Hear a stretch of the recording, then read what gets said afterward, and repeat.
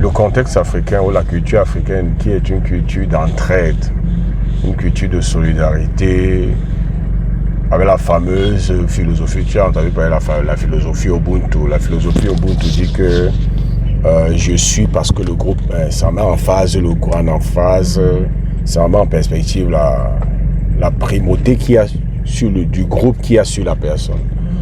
Donc, mais en même temps que ça a de bons côtés, ça a de très bons avantages, ça a de très forts inconvénients lorsque quelqu'un veut vraiment décoller sur le plan financier.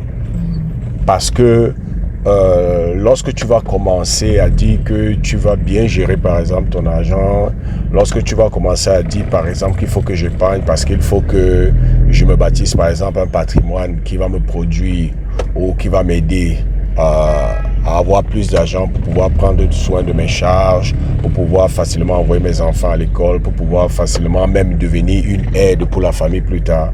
Les gens de la famille ne comprennent pas. Les gens de la famille ne comprennent pas même un peu. Et même pas là. Là où c'est encore très grave, c'est que tellement nous-mêmes on a été déjà formatés dans cette façon de penser que nous nous sentons très mal à l'aise de dire à quelqu'un qui te dit j'ai besoin d'argent, de lui dire non. Nous avons l'impression que nous brisons quelque chose. Nous avons l'impression que nous sommes en train de violer quelque chose de sacré.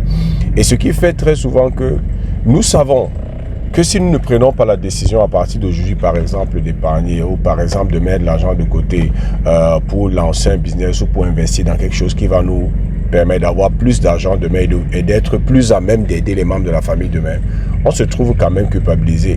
Et c'est cette barrière mentale bloque beaucoup de personnes.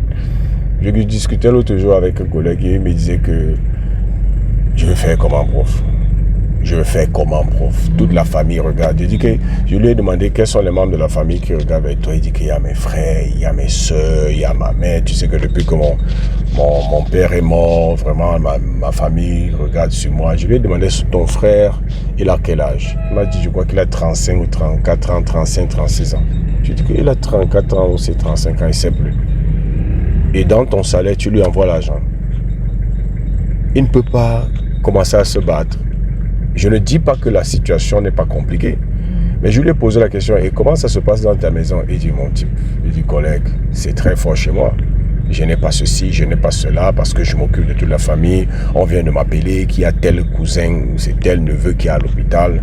Il a dit que mon frère, moi-même, je ne suis pas encore totalement sorti de cette emprise, mais je te promets que toi, tu es dans une situation pire que la mienne. Si tu continues dans cette lancée, tu ne feras rien.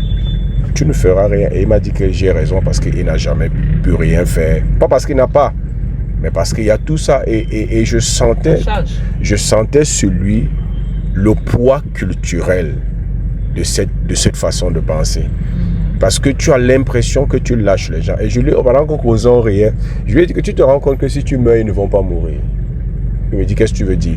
Je dis, si tu meurs aujourd'hui, toi qui leur as donné l'argent, je ne parle pas de ta mère, prends soin de ta mère, mais je parle par exemple d'un cas de quelqu'un qui a 34, 35, 36 ans. Tu te rends compte que s'il meurt, il va trouver le moyen de continuer de survivre après toi. Bien sûr. Il m'a dit, oui. Je lui ai dit que non, tu comprends. Et je lui ai dit que, est-ce que tu comprends aussi que tu ne fais pas de bien à cette personne en lui donnant de l'argent chaque jour? Il peut travailler. Il peut trouver quelque chose à faire, même si ce n'est pas selon son niveau scolaire, mais il peut trouver quelque chose à faire, il peut se battre. Et ça va beaucoup l'aider. Il ne va pas comprendre peut-être au début, il va peut-être se fâcher au début, mais s'il est conscient, bien plus tard, il va te remercier parce que tu lui as permis de pouvoir trouver ses propres ailes et pouvoir décoller. Donc je prends cet exemple juste pour dire quoi?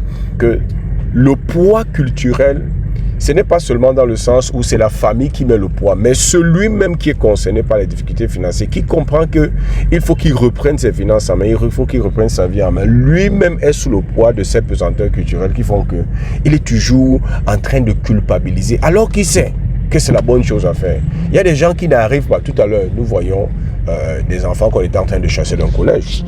Je n'ai pas vu. Donc tout à l'heure, nous étions en train de voir les enfants qu'on était en train de chasser de ce collège-là. Et j'étais en train de te dire quoi? Que oui, il y a les difficultés. Forcément, il y a des gens souvent qui passent par des moments difficiles, qui ont besoin d'aide. Mais le nombre d'enfants que j'ai vu qui étaient dehors à moins d'1 semaine, à 2 semaines des vacances. Pendant les concours même, hein? Oui.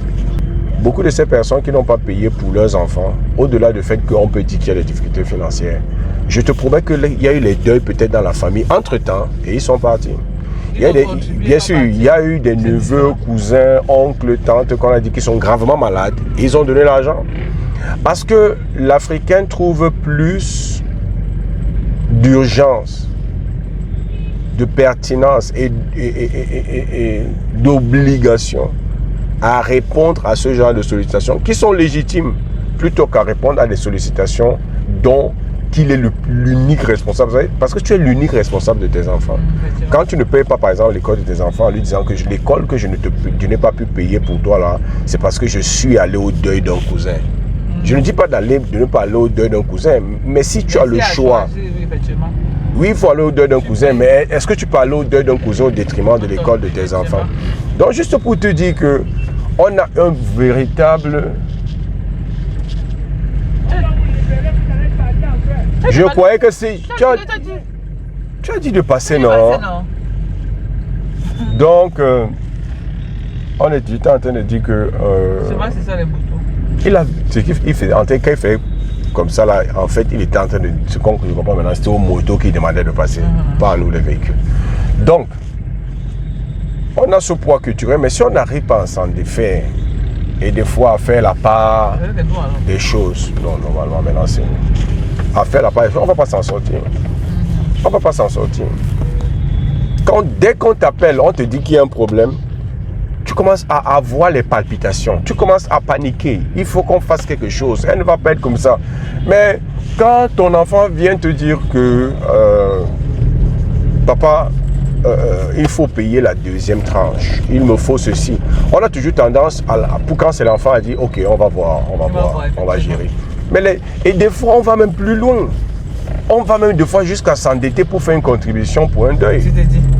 On va des fois jusqu'à s'endetter pour dire qu'il faut qu'on vienne en aide à ce neveu, à ce cousin, à ces personnes de la famille qui est bien sûr, c'est un poids culturel tellement fort qui aujourd'hui dans l'esprit des gens, ça frise un peu un cas de conscience. Ça veut dire quand tu ne fais pas, ça te crée un cas de conscience terrible. Tu as l'impression que tu es cruel, mais tu n'as pas la même prédisposition ou tu n'as pas la même attitude lorsqu'il s'agit de tes enfants, il s'agit de ton épouse, il s'agit des gens. Ils doivent comprendre. Non, et ils doivent comprendre. Et c'est la même chose, que tu fais pour tes enfants, c'est la même chose que tu fais pour tes propres projets. Tu sais que tu dois te réveiller financièrement, tu sais que tu dois changer tes habitudes financières, tu sais qu'un certain nombre de choses doivent arriver dans ta vie, que si tu ne fais pas ça, tu ne te disciples pas, ça ne va pas arriver. Mais tu trouves des raisons. Quand c'est toi, tu dis que, ok, par exemple, je prends un exemple, je vais épargner, mais pour l'instant, j'ai tel problème. Mais lorsqu'il s'agit d'un problème de la famille, tu fais pieds et mains. Et c'est pour ça que j'étais en train de dire que le poids culturel au niveau africain a des avantages parce que l'esprit de solidarité est bien. Mais l'esprit de solidarité au point de t'asphyxier, c'est là où je commence à dire que non, là il y a une question, il y a un véritable problème. Et ça joue comme une véritable pesanteur sur les gens. Les gens, mais tu vas voir des gens qui n'ont rien accompli dans la vie, mais ils ont participé à tous les deuils, ils ont contribué à toutes les choses, mais ils n'ont jamais rien fait parce que non seulement c'est un poids pour lui, mais même dans la famille, on va commencer à t'étiqueter comme quelqu'un qui n'est pas sérieux. Et comme nous, techniquement, en principe, l'homme est très souvent plus sensible à ce que les gens disent parce qu'on ne veut pas que les gens disent ça. Voilà, tu venais de prendre un cas, quelqu'un qui a deuil. On vient rendre visite à la personne qui a deuil. Et la personne n'a pas assez d'argent, mais la personne commence à se poser la question, ouais, je vais recevoir mes amies femmes comment? Il faut qu'elles mangent quelque chose. Tu vois le poids de la culture?